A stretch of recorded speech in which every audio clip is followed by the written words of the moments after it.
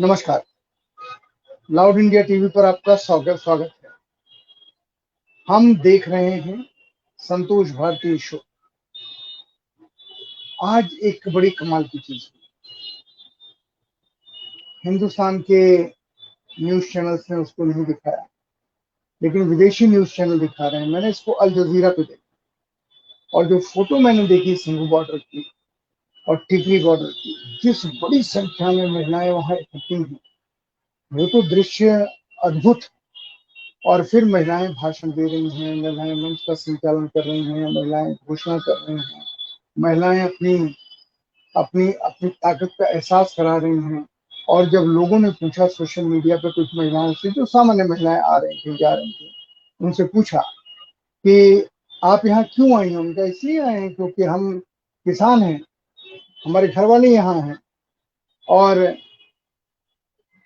उनका ये कहना, उनका ये जज्बा दिखाना, मुझे लगता है कि देश के बहुत सारे आ, लोगों के लिए एक सबक है, उनके लिए एक यादगार चीज।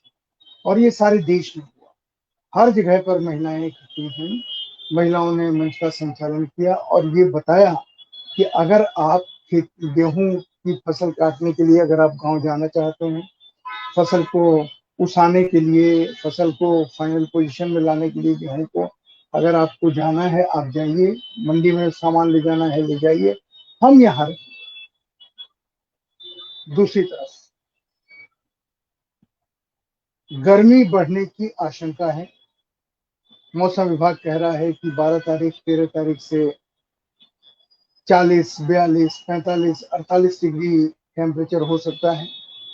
किसानों ने उसका इंतजाम कर लिया है, अपने घर कच्चे बना लिए हैं जिसमें वो रुके, और अपने अपना पूरा उन्होंने इंतजाम कर लिया है कि हम यहीं रहेंगे और जब तक सरकार नहीं सुनेगी हम सुनाने के लिए बैठे रहेंगे। हालांकि किसानों को इस बात का बहुत दुख है कि प्रधानमंत्री जी ने कल इतना लंबा भाषण कलकत्ता में दिया चुनाव में। अगर वो किसानों के बारे में भी दो शब्द कह देते तो लोगों को पता चलता है कि उनके दर्द को वो समझ रहे हैं।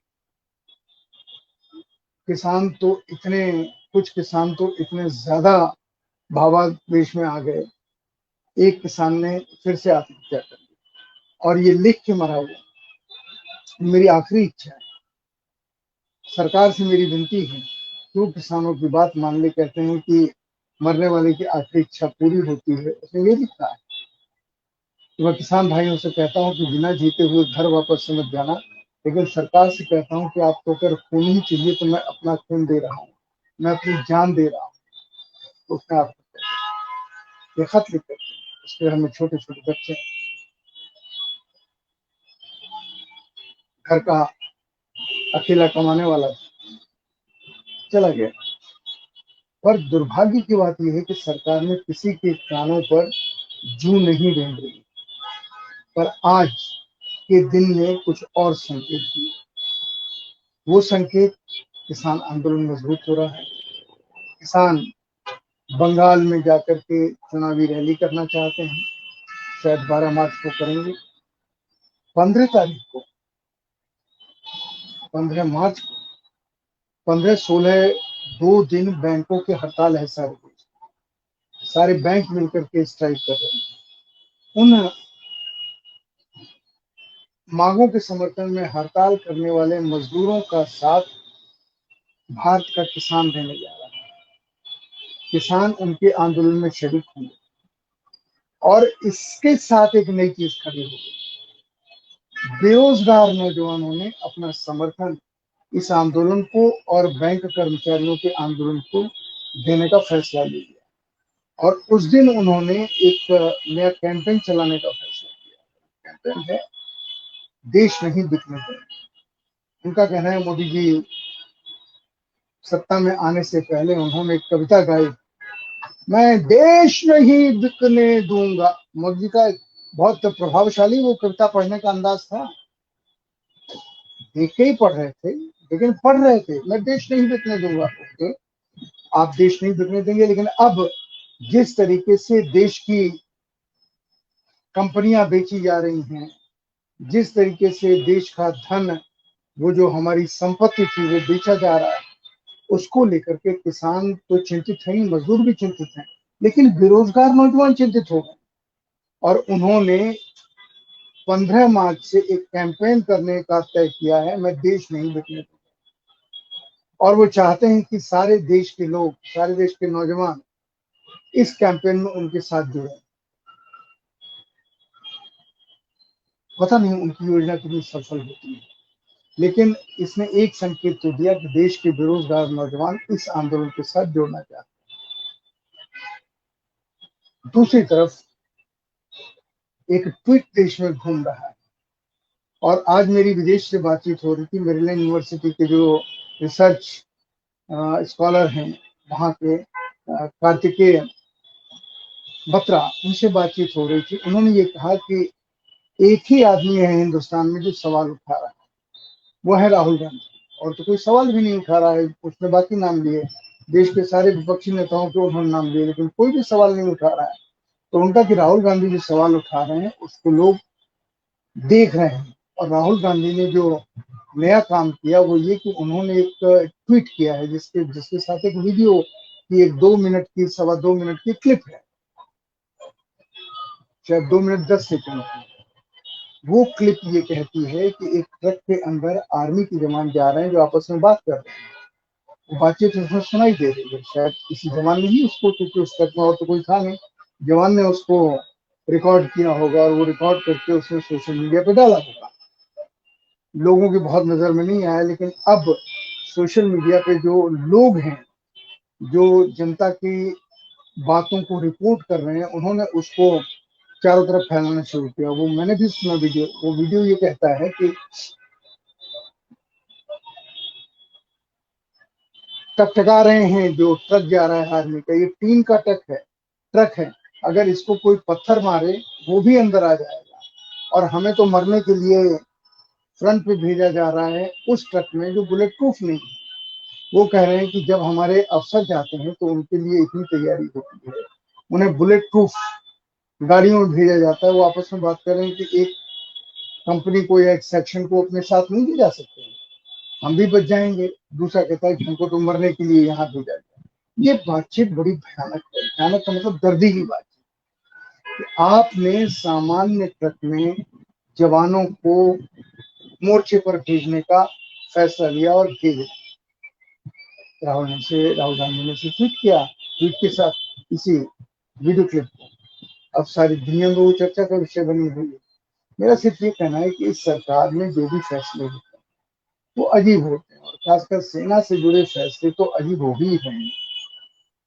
ईश्वर न कहीं करेगी कहीं कुछ हो, तब ये जो क्लिप है, वीडियो क्लिप, ये क्लिप सरकार के गले की हड्डी बन जाएगी, लेकिन न गले की हड्डी बन। सरकार बार बार जवानों का नाम लेती है, सेना का नाम लेती है, सरकार सेना के नाम से देश के लोगों को उत्साहित करती है, लेकिन क्यों सरकार जवानों की सुविधा का ख्याल नहीं करती? क्यों सरकार जवानों के लिए बुलेट प्रूफ गाड़ियों का इंतजाम नहीं करती, अच्छे जूतों का इंतजाम नहीं करती, कपड़ों का इंतजाम नहीं करती? क्यों नहीं करती? खाने का अच्छा इंतजाम क्यों नहीं करती? सवाल तो है।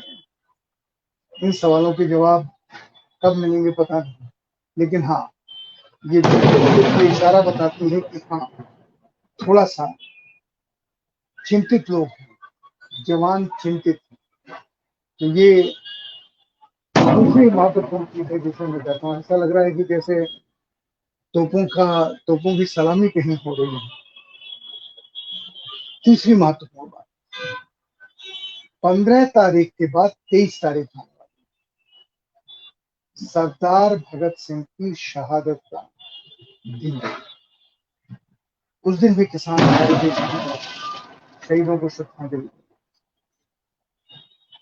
मुझसे अमेरिका से पूछ रहे थे कि देखिए किसान भी इस तरीके से आगे बढ़ रहे हैं। मैंने कहा किसान और क्या करें, जब सरकार उनकी बात नहीं सुन रही है, उनकी सारी कोशिशें सरकार बनाने की, बताने की एक तरीके से बेकार हो रही हैं, तो उन्हें अपनी रणनीति बनानी पड़ेगी देश के सारे लोगों को साथ लेने की।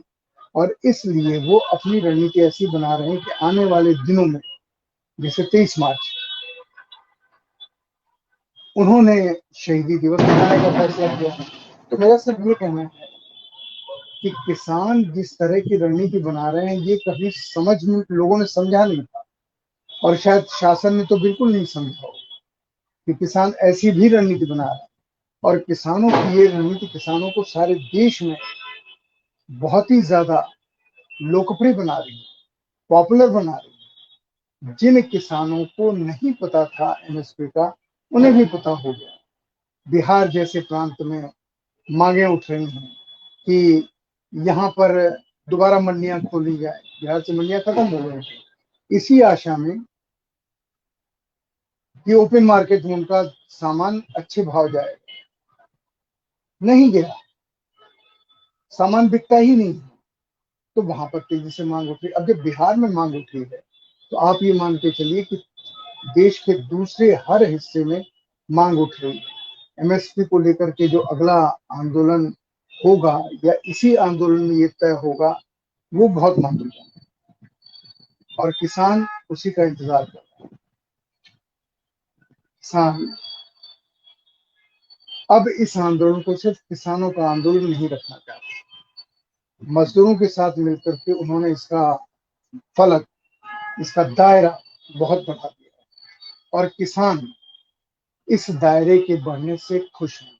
आपको मालूम है, जितने भी किसान नेता हैं सारे देश में फैल गए हैं, हर जगह जाके किसान पंचायतें कर रहे हैं, वहां पर अपनी बात कह रहे हैं, और सीधे सीधे कह रहे हैं कि हमने सरकार से ये कहा। और कल मैंने आपको बताया, आज फिर किसान हमसे दोहराया कि सरकार ने हमारे साथ जो 11 मीटिंगें की, उसका उन्होंने वीडियो बनाया है, एक एक हमारी खांसी का, हमारे मुस्कुराने का, हमारे हम अपना खाना खा रहे हैं उस तक का तो वीडियो बनाया, वो बनाया। तो क्यों नहीं सरकार उन सारे फुटेज को अनाउंस कर दे, बाहर पब्लिक में ले आती है। उनका कहना है ना कि हम झूठ बोल रहे हैं, हमने समझाया नहीं सरकार को कि इन कानूनों में गड़बड़ क्या है। तो उन्होंने सवाल किया ना कि आप तो पहले बात करने को तैयार नहीं, और पहली मीटिंग में जो आपने एक कृषि सचिव को भेज दिया, हमने उससे बातचीत करने से मना कर दिया। दूसरी मीटिंग में आपने हमारी बात सुनी, और जो रुख आपका था कि कॉमा फुल स्टॉप इधर उधर नहीं होगा, आप समझते नहीं है, हम आपको समझा रहे हैं, आप सवाल उठाइए। उन्होंने जब सवाल उठाए, तब अचानक सरकार बदल गई, और सरकार ने कहा कि अच्छा ये संशोधन हम कर रहे हैं। अरे आपने कानून बनाया है, और कानून लागू भी नहीं हुआ और आप संशोधन करने को तैयार हैं, इसका मतलब इस कानून में गड़बड़ है। और किसान यही कह रहे हैं कि हमने उनको कई मीटिंगों में, 5वीं और 6ठी मीटिंग में एक एक पॉइंट जिसकी बात कर रहे हैं, क्लॉज वाइज चर्चा, प्रधानमंत्री जी ने भी कहा उन्हें क्लॉज वाइज चर्चा करनी चाहिए। उनका चर्चा तो हमने की है, हमने आपको एक एक चीज बताई है, आप उस वीडियो को सार्वजनिक कर दीजिए। अब कल से लेके आज तक कृषि मंत्री का कोई बयान नहीं, सरकार चुप है, उन वीडियो को वो सार्वजनिक नहीं करना चाहते, और यहीं पर किसान नैतिक रूप से जीतते जा रहे हैं। इस चीज को किसान हर मीटिंगों में कह रहे हैं, हर मीटिंग, उनका मीटिंगों में कहना, टीवी चैनलों के पास उसको दिखाने की जगह नहीं, लेकिन जो लोकल टीवी चैनल, माफ कीजिएगा, पोल्यूशन की वजह से बैन बदल रहा है, जो किसान मीटिंगों में आते हैं, उनके साथ जब ये अपना अनुभव बांटते हैं और ये सारी बातें कहते हैं, तो सारे किसान जिंदाबाद का नारा लगाते हैं, और किसान मजदूर एकता का नारा उनका एक नया तकिया कलाम बन गया है। किसान एकता जिंदाबाद तो है ही है, किसान मोर्चा जिंदाबाद तो है ही है, पर अब वो मजदूरों के साथ एकता का नारा लगा रहे हैं। और मजदूर संगठनों ने जो तय किया है वो भी कमाल का, मजदूर संगठनों ने तय किया है, जो संगठित क्षेत्र के मजदूर हैं, ट्रेड यूनियन से, उन्होंने कि हम अपने हर कार्यक्रम में किसानों का साथ देंगे, किसानों को बुलाएंगे और उनके कार्यक्रम में हम उनका साथ देंगे। ये आज तक कभी हिंदुस्तान में हुआ नहीं था, ये हिंदुस्तान में पहली बार हुआ। इसकी पहली बार हम कह रहे हैं क्योंकि कोई उदाहरण ऐसा है नहीं। और इसके ऊपर तुर्रा ये कि छात्र किसानों के साथ जुड़ रहे हैं, बेरोजगार किसानों के साथ जुड़ रहे हैं, महिलाएं किसानों के साथ जुड़ रही हैं, छोटे छोटे बच्चे घरों में, गांव में फसल काटने की तैयारी कर रहे हैं। छोटे छोटे बच्चे अपनी माता जी के साथ, हम फसल काटेंगे, हम फसल काटेंगे। गन्ना किसान पश्चिमी उत्तर प्रदेश में या सारे देश में बहुत परेशान है। गन्ना किसान को पिछले 4 साल से कोई उनकी कीमत में बढ़ोतरी हुई नहीं और पैसा उनको मिला नहीं। बावजूद इसके कि सरकारों की घोषणा की हमने इतने करोड़ रुपए, इतने हजार करोड़ रुपए हमने बांट दिया, किसी को एक पैसा नहीं मिला और सरकार घोषणा कर रही है। और ये सरकारों, उत्तर प्रदेश सरकार को शर्म भी नहीं आई कि वो किसानों को लेकर के घोषणा कर रही हमने गन्ना किसानों को इतना पैसा बांट दिया, जो कि पैसा गया ही नहीं वहां पे। किसान कह रहे हैं इन सारी चीजों की सच्चाई जनता के सामने अब आ रही है। सरकार ये समझती है कि हमारी बात कभी किसी को पता नहीं चलती, लोग हमारे ऊपर वैसे ही भरोसा कर रहे हैं। ऐसा नहीं, अब लोग बुनियादी सवालों के ऊपर गांव गांव में बात करने लगे। वो जब ये कहते हैं कि हमारे यहाँ की सारी जमीन कॉरपोरेट के हाथ में बेचने की सरकार तैयारी कर रही है, तो इस लड़ाई को किसानों ने किसान बनाम कॉरपोरेट बना दिया। हालांकि किसान ये भी जानते हैं कि बहुत मुश्किल है, क्योंकि भारत सरकार विश्व व्यापार संगठन से जुड़ी है, वर्ल्ड ट्रेड ऑर्गेनाइजेशन से जुड़ी है, उसके गेट में उसने साइन किए हैं। सरकार कैसे इसको करेगी पता नहीं, क्योंकि ये अपराध तो पहले के प्रधानमंत्रियों ने किया है, पर किया, और चूंकि किया है तो हम उससे बंधे हुए हैं। लेकिन हम दोनों के बीच में से सरकार चाहे तो रास्ता निकाल सकती है, लेकिन सरकार उस सवाल के ऊपर न विशेषज्ञों से बात करना चाहती है, न कृषि मंत्री रहे बुद्धिमान लोगों से बातचीत करना चाहती है, न किसानों से बातचीत करना चाहती कि इनका हल कैसे निकलेगा। एक दूसरी खबर ये है कि सरकार किसानों से कह रही भाई कानून वापसी की मांग मत करो, कुछ भी इसमें संशोधन करा लो, तुम 1.5 साल 2 साल इसको हम रोक देंगे, 1 साल और बढ़ जाए हम रोक देंगे इसको, लेकिन तुम ये मांग मत करो। तुम जिस दिन कहोगे कि हम स्थगन को मान लेंगे 3 साल के लिए या 2 साल के लिए, उसी दिन हम घोषणा कर देंगे। पर अगर तुम कहोगे कानून रद्द करना है, तो सरकार की नाक का सवाल, सरकार की साख का सवाल है, हम कैसे कानून वापस ले सकते हैं? आप सोचिए, ये है सरकार की मंशा। और दूसरी तरफ किसान ये कह रहे हैं कि अब हम सारे देश के किसानों का हमारे ऊपर दबाव है, अगर हम सरकार के ये प्रस्ताव मानते हैं तो किसान ही हमें हमारे नेतृत्व से हटा देंगे, क्योंकि इस समय जो लीडरशिप का अनोखा प्रयोग चल रहा है किसान आंदोलन में, कोई एक नेता नहीं है, 40-45 नेता है, हर संगठन का नेता। और मजे की चीज है कि उनमें से कोई भी अलग मांगे नहीं रख रहा है, जो आज तक कभी हुआ ही नहीं। जितनी बार किसान आंदोलन हुआ, लोगों ने अपनी अपनी मांगे रखी, अपने अपने क्षेत्र के हिसाब से, अपने अपनी हैसियत के हिसाब से मांगे रखी। इस बार नहीं है, इस बार सिर्फ दो ही मांगे हैं, कानून रद्द करो, कृषि कानून, और एमएसपी का कानून बनाओ। और हर किसान संगठन इसके ऊपर एक बार, कभी ऐसा हुआ ही नहीं किसान आंदोलन में। और चूंकि कभी नहीं हुआ था, इसी को देखते हुए कृषि मंत्री को लगा या भारत सरकार को लगा कि हम किसानों को दबा लेंगे, हटका देंगे, उन्हें डिविएट कर देंगे, कुछ भी कर देंगे, लेकिन हम उनकी बात मानेंगे नहीं, और थोड़े दिनों में थक करके चले जाएंगे। पर वो तो थक करके नहीं जा रहे, वो तो बंगाल में रैली करने जा रहे हैं इलेक्शन की, और उनका यही कहना है कि भारतीय जनता पार्टी को वोट मत दो, चाहे जिसको।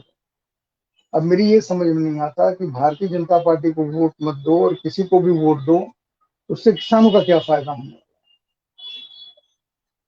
किसान को तो, क्योंकि अगर 4 जगह वोट बटेगा तो भारतीय जनता पार्टी जीत जाएगी। और जिस तरीके से कल वहां फिल्म अभिनेता, डिस्को डांसर मिथुन चक्रवर्ती ने भाषण दिया, इससे ऐसा लग रहा है कि उन्हें मुख्यमंत्री पद के लिए कहीं से खड़ा करने की तैयारी चल रही है। हो सकता है उन्हें हफ्ते भर में उनका टिकट घोषित हो जाए। पर मिथुन चक्रवर्ती बंगाल के मुख्यमंत्री, उस बंगाल के मुख्यमंत्री जिसके डॉक्टर विधान चंद्र राय, सिद्धार्थ शंकर रे, ज्योति बसु जैसे लोग मुख्यमंत्री रहे हों, सिद्धार्थ शंकर रे, ये सब मुख्यमंत्री रहे हों उस बंगाल में, जो बुद्धिजीवियों की जमीन है, जहाँ गुरुदेव रविन्द्रनाथ टैगोर हुए, सुभाष चंद्र बोस हुए, उस देश का मुख्यमंत्री जिसे न समाज का सा आता है, न उसके सामने कोई नक्शा है, न उसने आज तक कभी विकास के काम में हाथ डाला है, आज तक कभी उनका कोई सोशल कंसर्न समझ में नहीं आया, वो टेलीविजन पर डांस शोज को जज करते नजर, कोई बुराई नहीं है, जरूर कर, पर सवाल ये कि समाज के बारे में आप कितना जानते हैं या नहीं जानते। अगर समाज के बारे में आप नहीं जानते हैं तो आपको खुद इस भ्रम को दूर करना चाहिए कि मैं मुख्यमंत्री पद का उम्मीदवार नहीं हूं। पहले हमारे दादा सौरभ गांगुली वो मुख्यमंत्री पद का चेहरा थे, उनके हृदय में थोड़ा दर्द क्या हुआ, वो किनारे चले गए। उन्होंने कहा कि मैं इस चक्कर में अपनी जान क्यों दूं हार्ट की बीमारी लेकर के। अब श्री मिथुन चक्रवर्ती को तलाशा गया है कि मिथुन चक्रवर्ती मुख्यमंत्री होंगे। भारतीय जनता पार्टी मुख्यमंत्री का चेहरा अभी तक तय नहीं कर पाई। हाँ, सिद्धांत वो सही, हम चुनाव जीतेंगे प्रधानमंत्री मोदी के नाम पर, देश के सबसे लोकप्रिय नेता हैं, और फिर जिसको भी बिठा देंगे वो भरत की तरह से खड़ाऊ की पूजा करेगा और राजकाज चलाएगा। राम की खड़ाऊ गद्दी पे रख करके भरत ने 14 साल राज्य किया है, उसको दोबारा दोहराने की कोशिश हो रही है कि हर जगह मुख्यमंत्री के रूप में कोई भी एक हरियाणा के मुख्यमंत्री जैसा व्यक्ति रहे, खट्टर साहब, और प्रधानमंत्री मोदी के विचारों के आधार पर, उनके सुझावों के आधार पर वो एक उनके यहाँ एक कैबिनेट एक सेल बन जाएगा उस राज्य का, उसके आधार पर अपना शासन चलाए। मतलब भरत खड़ाऊ रख करके राज्य चलाए। ये लोकतंत्र का जो नया नया तरीका बनाने की कोशिश हो रही है, देखते हैं बंगाल इसे कितना स्वीकार करता है। किसानों का कहना है कि बंगाल इसे स्वीकार नहीं करेगा। हमें नहीं पता, ये किसानों की बहुत बड़ा दिवा स्वप्न भी हो सकता है, लेकिन किसान दिवा स्वप्न नहीं देखता। किसान अपनी फसल मेहनत से पैदा करता है, वो आकाश की तरफ देखता है, घाघ और भड्डरी की कहावतों के आधार पर अपने कदम तय कर रहा है, मौसम विभाग के हिसाब से नहीं। आप जानते हैं घाघ और भड्डरी कौन थे? घाघ और भड्डरी भारत के ऐसे कवि थे जिन्होंने दोहे लिखे हैं, जिन दोहों में उन्होंने मौसम को लेकर के पूरी भविष्यवाणी की है कि ऐसा अगर हो तो ऐसा होने वाला है, ऐसा हो तो ऐसा हो, ऐसा हो तो ऐसा हो। वो घाट भट्टी, उनकी कहावतों को लेकर के किसान अपनी योजना बनाता है, और इसके बावजूद अगर ओला पड़ जाए, बारिश हो जाए, फसल बर्बाद हो जाए, बीमे का पैसा न मिले, फिर भी हिम्मत के साथ जीने का साहस रखता है, और इस वक्त को काट करके फिर अगली बार खड़े होने की कोशिश करता है। इस बार उसे ये लगा कि उसके हाथ से ये मौका भी छीन लिया जाएगा, क्योंकि जो कॉन्ट्रैक्ट फार्मिंग है जिसका जिक्र अम, हो रहा है पंजाब में, बहुत पहले चल रहा है, बहुत सारी जगहों पे चल रहा है कॉन्ट्रैक्ट फार्मिंग। आपके जैसे हमारे जैसे बहुत सारे लोग कॉन्ट्रैक्ट फार्मिंग भी कराते हैं। हम आधे पे दे देते हैं किसी को अपनी खेती, वो मेहनत करता है, लागत लगाता है, कहीं कहीं पर आधी आधी लागत लगती है और कहीं पर वही लागत लगाता है, और उसमें जो फसल पैदा होती है उसमें से 50-50 आधे आधे जो प्रतिशत का आधे आधे का हिस्सा हो जाता है। लेकिन उसके हाथ से जमीन नहीं जाती है किसान, भारत कानून है कि अगर आप इतने साल तक अपनी जमीन पे खेती नहीं करते हैं, जोतते नहीं है, तो आपकी जमीन उसकी हो जाएगी जो जोतता है। पर अभी तक इस कानून का इस्तेमाल हुआ नहीं है। गांव में रिश्ते हैं, उन रिश्तों के आधार के ऊपर लोग एक दूसरे को धोखा नहीं देते हैं। उनमें अभी, माफ कीजिएगा, महानगरीय संस्कृति नहीं गई है, जहां हर बात का वायदा करके आदमी मुकर जाता है। ऐसा होता है। आज का प्रोग्राम समाप्त करने की इजाजत उस बधाई के साथ मैं करना चाहता हूं, जो बधाई इस देश की महिलाओं को देनी चाहिए, जिन्होंने आज अपनी ताकत, अपनी समझ,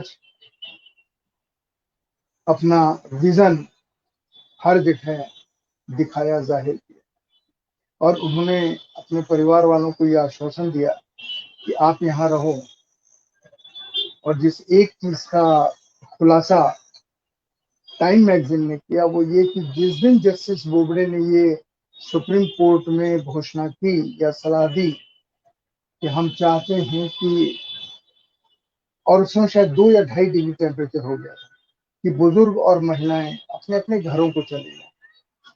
इसलिए चले जाएं क्योंकि उनकी जान को खतरा है। तो महिलाओं ने कहा, हम किसान नहीं है क्या? हम किसान हैं, हम क्यों घर जाएं? हम यही रहेंगे, किसान हैं। घर का मसला हमारे दूसरे लोग संभाल। और यही हुआ, किसान नहीं हटे। खेती का मसला, बुआई का मसला और अब कटाई का मसला महिलाओं की लीडरशिप में जो बच्चे हैं वो गांव में संभाल रहे हैं। जो रह गए गांव, जो गांव में रह गए हैं दूसरे लोग, वो एक सहयोग के आधार पर एक दूसरे की फसल को काटने में सहयोग दे रहे हैं। तो ये एक नया लोकतंत्र का चेहरा है। एक तरफ सरकार लोकतंत्र का चेहरा दिखा रही है, दूसरी तरफ किसान दिखा रहे हैं। और किसान के साथ वो सब शामिल हो रहे हैं जो देश को बदलना चाहते हैं, या देश को एक अंधी गली की जगह पर एक सुखद भविष्य की तरफ ले जाना चाहते हैं। इसीलिए मैं बेरोजगार संगठनों के युवकों के इस घोषणा का भी स्वागत करता हूं कि हमें एक कैंपेन चलाना चाहिए कि हम देश नहीं बिकने देंगे। देखते हैं क्या होता है। रोज शक्ति बढ़ रही है, रोज नई बातें सामने आ रही हैं। उन बातों को देखते रहिए, सोचते रहिए, समझते रहिए। दरबारी चैनल से प्रभावित मत होइए। सोशल मीडिया पे बहुत सारी चीजें आ रही हैं, बस अपना दिमाग लगा के देखते रहिए कि इनमें कौन सी भड़काने वाली, भटकाने वाली, झूठ, फेक न्यूज है, उसे दूर फेंकिए।